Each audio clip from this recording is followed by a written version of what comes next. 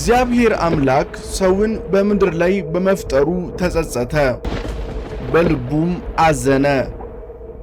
ምክንያቱም የሰው ክፋት በምድር ላይ ስለበዛ የልቡ ሐሳብና ምኞትም ክፉ ስለነበረ ነው። ስለዚህ እግዚአብሔር የፈጠርኩትን ሰው ከምድር ላይ አጠፋለሁ አለ። በዚህ ፍርድና ውሳኔ መሃል ግን አንድ ሰው በእግዚአብሔር ፊት ሞገስ አገኘ። የዚህም ሰው ስም ኖህ ይባላል። በዛሬው ቪዲዮ የምንመለከተው ይህ በእግዚአብሔር ፊት ሞገስ ያገኘው ኖህ በእግዚአብሔር ትእዛዝ መሠረት ስለሰራው መርከብ ነው። ይህ መርከብ ኖህና ቤተሰቡ ከጥፋት የተረፉበት፣ ፍጥረት ሁሉ ደግሞ እንደገና እንደ አዲስ የጀመረበት ምክንያት ነው።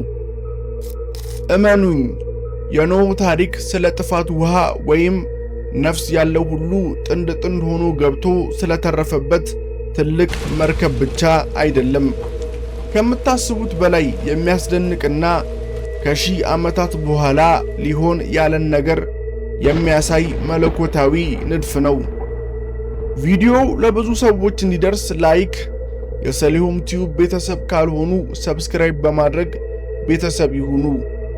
መልካም ቆይታ።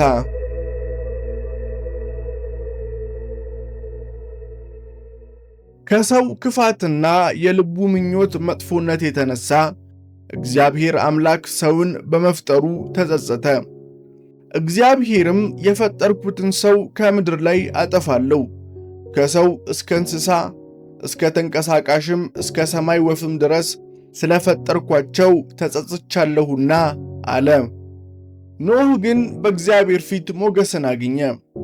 እግዚአብሔርም ኖህን አለው፣ የሥጋ ሁሉ ፍጻሜ በፊቴ ደርሷል። ከእነርሱ የተነሳ ምድር በግፍ ተሞልታለችና እኔም እነሆ ከምድር ጋር አጠፋቸዋለሁ። ከጎፈር እንጨት መርከብን ለአንተ ሥራ፣ በመርከቢቱም ጉርጆችን አድርግ፣ በውስጥም በውጭም በቅጥራን ለቅልቃት። እግዚአብሔር አምላክ ለኖህ መርከቧን ከጎፈር እንጨት እንዲሠራና በውስጥም በውጭም በቅጥራን እንዲለቀልቃት አዘዘው። አንደኛው አስደናቂ ምስጢር ያለው እዚህ ጋር ነው፣ ቅጥራን የሚለው ቃል።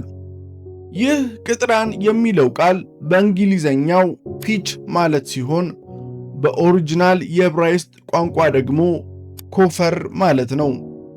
ይህ ቃል በመጽሐፍ ቅዱስ ውስጥ እጅግ ትልቅ ቦታ አለው። ምክንያቱም በመላው ብሉይ ኪዳን ውስጥ ማስተሰሪያ ወይም ቤዛ ተብሎ የተተረጎመው ይህ ኮፈር የሚለው ቃል ነው። ይህ በአጋጣሚ የሆነ አይደለም። ቅጥራኑ ወይም ኮፈር የጥፋት ውሃው ወደ መርከቧ ገብቶ በውስጧ ያሉትን እንዳያጠፋ አሽጎ እንደሚጠብቅ ሁሉ መጽሐፍት ስለ እኔ የሚመሰክሩ ናቸው በማለት የተናገረው ጌታችን ኢየሱስ ክርስቶስም ለእኛ በእርሱ ለምናምነው ቤዛ ወይም የኃጢአታችን ማስተሰሪያ ምክንያት ሆኖ እኛን ከዘላለም ፍርድ ይጋርደናል። የመርከቧ እንጨት የማዕበሉን ድብደባ ለሰዓታት ሲቀበል፣ በውስጧ ያሉት ግን ሰላም ነበሩ። ምክንያቱም እንጨቱ ስለ እነርሱ መከራን ተቀብሏል። ኢየሱስ ክርስቶስም እንዲህ ነው ያደረገው። እኛ እንድንድንና የዘላለም ሕይወት እንዲኖረን ስለ እኛ መከራ ተቀበለ። ስለ ኖህ መርከብ ምስጢር ስናነሳ የምናገኘው ሌላኛው አስደናቂ ነገር በመርከቧ ንድፍ ላይ የሚገኘው ነገር ነው። በጣም በሚገርም ሁኔታ ያን የሚያህል ግዙፍ መርከብ የነበረው አንድ በር ብቻ ነው። መግቢያውም ሆነ መውጫው ያው አንድ በር ነው።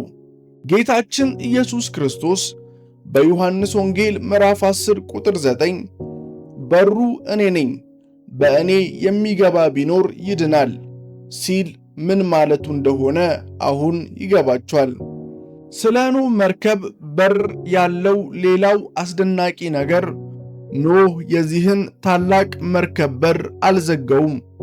መጽሐፍ ቅዱስ እግዚአብሔር ከበስተኋላው ዘጋበት በማለት ይናገራል። ይህ ማለት ደህንነታችን በእኛ እጅ ላይ ሳይሆን በእግዚአብሔር እጅ ላይ እንደሆነ የሚያሳይ ነው። ማዕበሉ ሲመጣ ኖህ በሩን በገዛ ጉልበቱ ይዞ መቆየት አላስፈለገውም። የያዘው እግዚአብሔር ነው።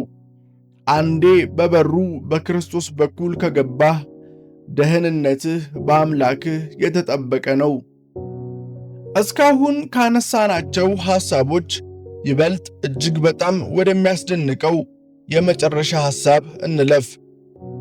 መጽሐፍ ቅዱስ ለአያሌ ቀናት ከቆየው የጥፋት ውሃ ዝናብ በኋላ መርከቧ በአራራት ተራሮች ላይ አረፈች በማለት ይናገራል።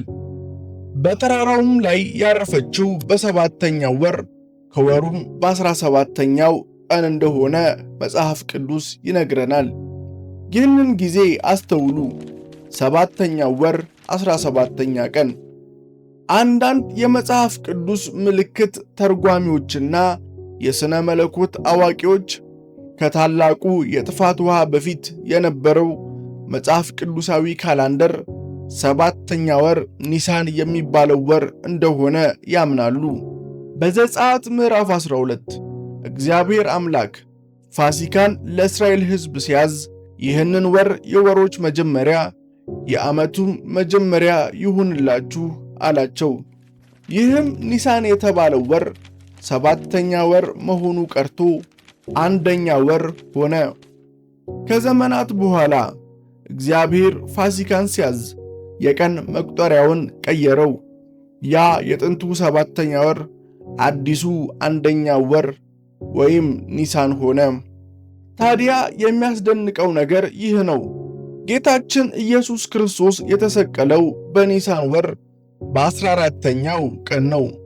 ከ3 ቀን በኋላ ማለትም በኒሳን ወር በ17ኛው ቀን መቃብሩን ፈንቅሎ ከሙታን ተነሳ። ዓለም በኖኅ ዘመን ከአሮጌው ሕይወት ወጥታ ዳግም የተወለደችው በኒሳን ወር በ17ኛው ቀን ነው።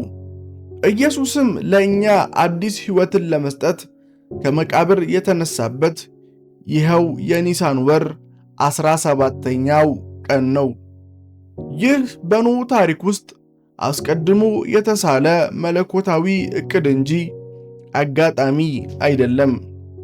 የኖኅና የመርከቡ ታሪክ ብቻ አይደለም። ከ2000 ዓመታት በኋላ ስለሚመጣው አዳኝ የሚናገር መልእክት ነው።